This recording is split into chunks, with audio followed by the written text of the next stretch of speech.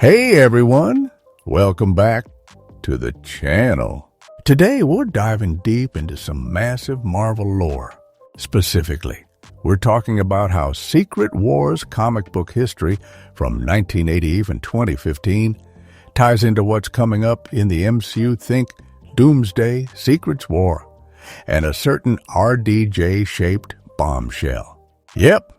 There's a lot to unpack in this video, so grab your popcorn, settle in, and stick with me until the end. If this is your first time here, please hit that subscribe button. It really helps me keep bringing you this kind of content. All right, let's get into it. This is another brand new episode of Road to Secret Wars. Now, let's set the stage.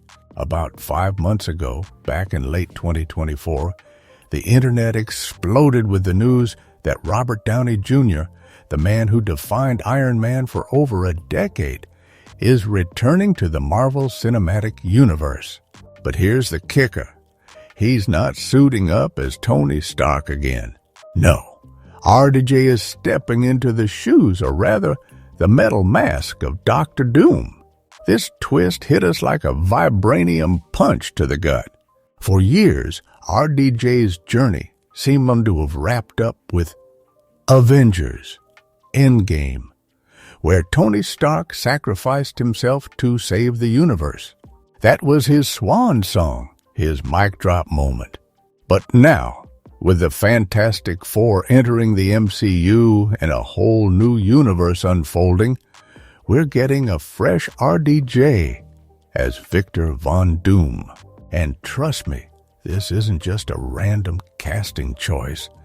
It's a calculated move that's got layers upon layers of storytelling potential. Let's rewind a bit and talk about where this all comes from.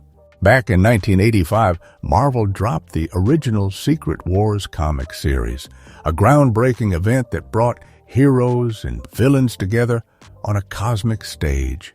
Then, in 2010, they revisited the concept with a modern twist in Jonathan Hickman's Secret Wars. These comics aren't just random superhero slugfests.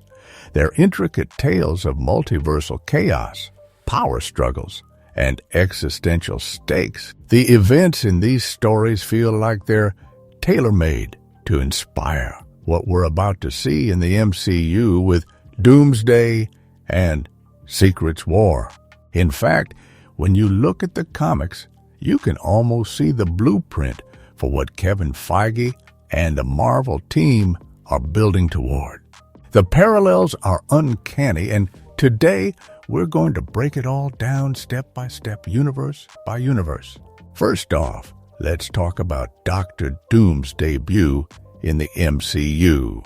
Word on the street, or at least the leaks from reliable scoopers, is that we'll get our first glimpse of RDJ's Dr. Doom in the upcoming Fantastic Four movie. Now, this isn't going to be a full-on Doom solo flick. Rumor has it he's got about 20 minutes of screen time. But those 20 minutes, they're going to be pivotal. This is where we'll see the origin of this new Doom, his motivations, and why Marvel chose RDJ of all people to bring him to life. Imagine this. The Fantastic Four are dealing with their own cosmic mess, maybe Galactus, maybe something else. And then out of nowhere, this masked figure steps in, radiating menace and brilliance. That's Dr. Doom. And those 20 minutes are going to set the stage for everything that follows in the MCU's multiversal saga. So why RDJ? Why bring back an actor so tied to Iron Man to play one of Marvel's greatest villains? Well, let's think about it. RDJ has this unique charisma. He's got that sharp wit, that commanding presence, and that ability to make you root for him even when he's being a total jerk. Tony Stark was a flawed genius who became a hero, but Dr. Doom? He's a flawed genius who takes a darker path. There's a symmetry there, a twisted mirror image that Marvel can play with. Plus, RDJ's star power is unmatched. He's a guaranteed draw for fans who might have drifted away after Endgame. But beyond the meta reasons, there's a narrative goldmine here. What if this Dr. Doom knows Tony Stark from another universe? What if there's a connection between 616's fallen hero and this new Doom? We'll get to that later, but it's something to chew on. Now, let's dig into the comic roots of this story, because that's where the real juice is. The MCU seems to be pulling heavily from the Time Runs Out comics, which served as a prelude to the 2015 Secret Wars. In those pages, we see Dr. Doom at the center of a multiversal crisis. The concept of incursions is key here. An incursion is when two universes get too close to each other and their Earths either collide and destroy one another or wipe out both entirely. It's cosmic chaos, and in the comics, Doom doesn't just sit back and watch it happen. He takes action, navigating from the multiverse to incursions, and eventually to creating Battleworld, a patchwork planet stitched together from the remnants of dying realities. This all kicks off in Earth 616, the main Marvel universe in the comics. There's this group called the Illuminati, not the conspiracy theory kind, but a secret team of brilliant minds like Tony Stark, Reed Richards, Mr. Fantastic, and Doctor Strange. They realize an incursion is coming for their Earth, and they're desperate to stop it. Reed explains the stakes. When two universes brush up against each other, the results are catastrophic. One Earth survives, or neither does. The Illuminati decide they can't let their world die, so they turn to the Infinity Gauntlet, a weapon powerful enough to rewrite reality itself. They use it to push back the incursion, but here's the kicker. They soon learn that this isn't just their problem. Every universe in the multiverse is facing incursions, and bit by bit, the multiverse is crumbling. This is where Dr. Doom steps in, and this is why he's such a fascinating character. In the comics, Doom isn't just a villain twirling his mustache, he's a visionary with a god complex. He sees the multiverse dying and decides he's the only one smart enough, strong enough to save it. He gets his hands on Molecule Man, a guy whose powers are tied to the very fabric of reality. Molecule Man's abilities match the energy of incursions, making him a walking key to the multiverse's survival or its destruction. Doom uses him to travel through the chaos, from incursions to the creation of Battleworld, a world where he rules as a god. It's a bold move, and it's the kind of ambition that makes Doom more than just a bad guy. He's a force of nature.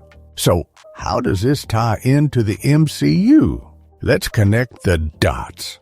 Back in Doctor Strange in the Multiverse of Madness, we got our first taste of incursions. Remember Earth 838, where the Illuminati, including a Reed Richards played by John Krasinski, showed up?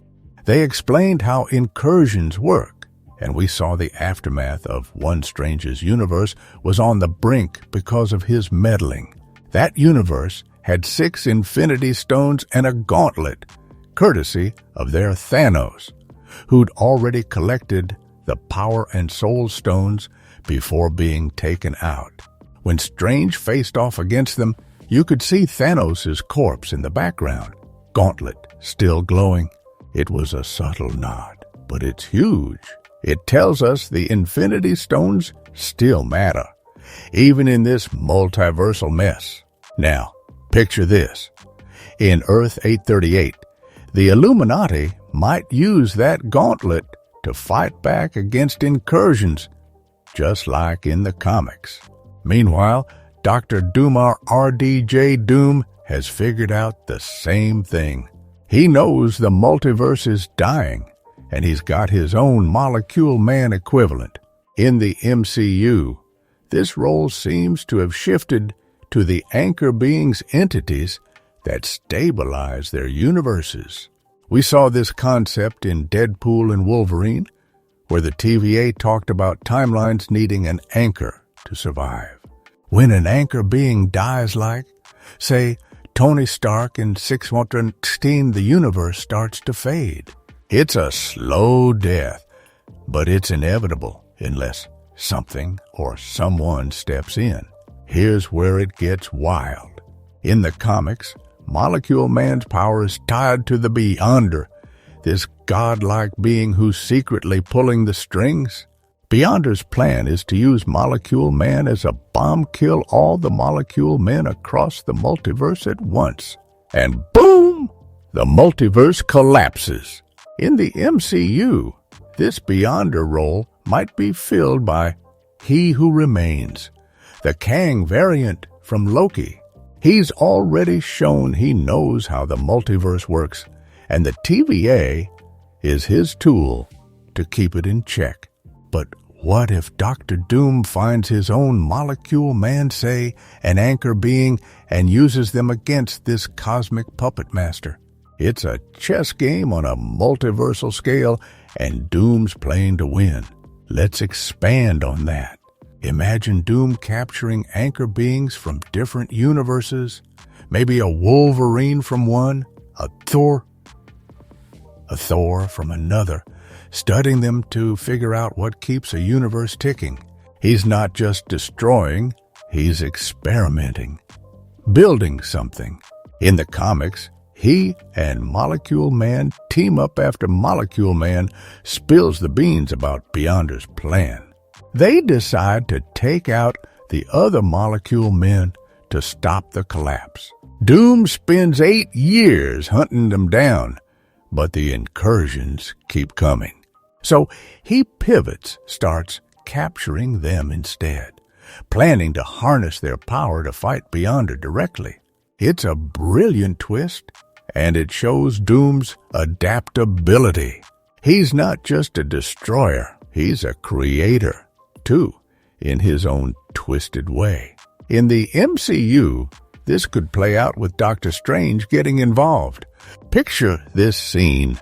Strange, who's been tracking incursions since Multiverse of Madness, confronts Doom. Doom lays out his plan, how he's using these anchor beings to build a weapon against the multiverse's true enemy. Strange, being strange, sees the logic but hates the methods. Yet he joins Doom anyway because the stakes are too high to ignore. Together, they track down this cosmic source, maybe He Who Remains, maybe something bigger. And by then, the multiverse is down to its last few universes. 6-16 and Ultimate 1610 are the final holdouts. And when they collide, Doom pulls off his biggest move yet.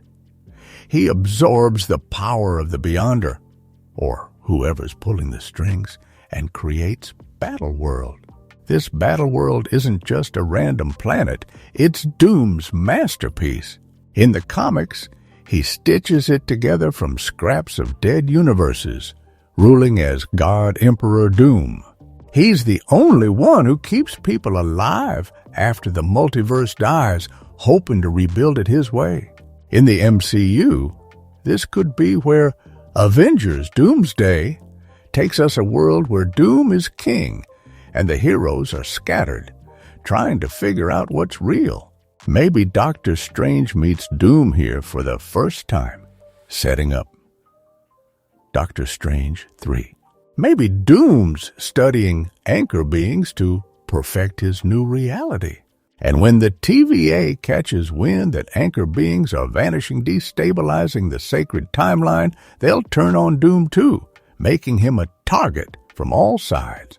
Now, let's circle back to RDJ. If Tony Stark was 616's anchor being, his death in Endgame means 616 is dying. Enter RDJ's Dr. Doom, who swoops in, saves the day, and becomes the new anchor being.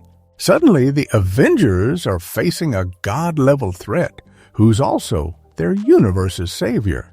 It's a genius twist. Doom as a hero to some, a villain to others. In Doomsday, he might not even be the bad guy outright. Maybe he's framed as the guy who stepped up when Tony couldn't.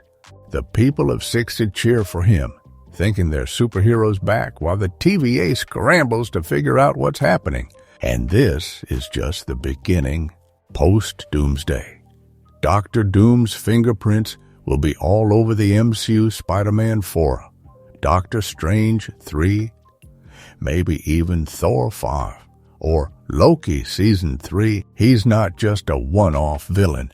He's the new Thanos, with a motive that's both noble and terrifying.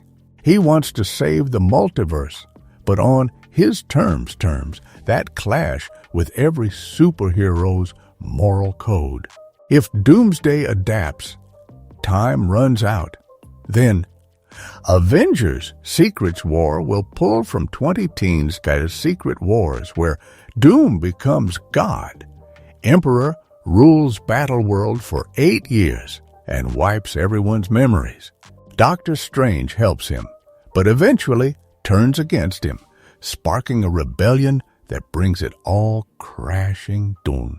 Let's paint that picture. After the last incursion, 6-6 versus 1610, the heroes build a raft to survive. Years later, they emerge to find Doom's world, where he's enslaved every Thor as his police force, and Strange is his right hand. When Strange rebels and dies, the kingdoms of Battleworld revolt. Spider-Man discovers Molecule Man's the key, Black Panther wields the Infinity Gauntlet, and Thanos, maybe a King Thanos who won in another timeline, stirs the pot. It's a cosmic showdown. And in the end, Mr. Fantastic outsmarts Doom, takes Beyonder's power, and restores the multiverse with Molecule Man and his son, Franklin Richards. That's where the MCU could go next. Franklin Richards as a future player, Galactus as a looming threat, and Doom as the architect of it all. Maybe Doom's even ordering Galactus around, proving he's the ultimate power. Whatever happens, RDJ's Doom is here to stay, and I can't wait to see it unfold. So, what do you think? Drop your theories in the comments, hit subscribe if you haven't, and I'll catch you in the next video. Take care, have fun, love you, all bye.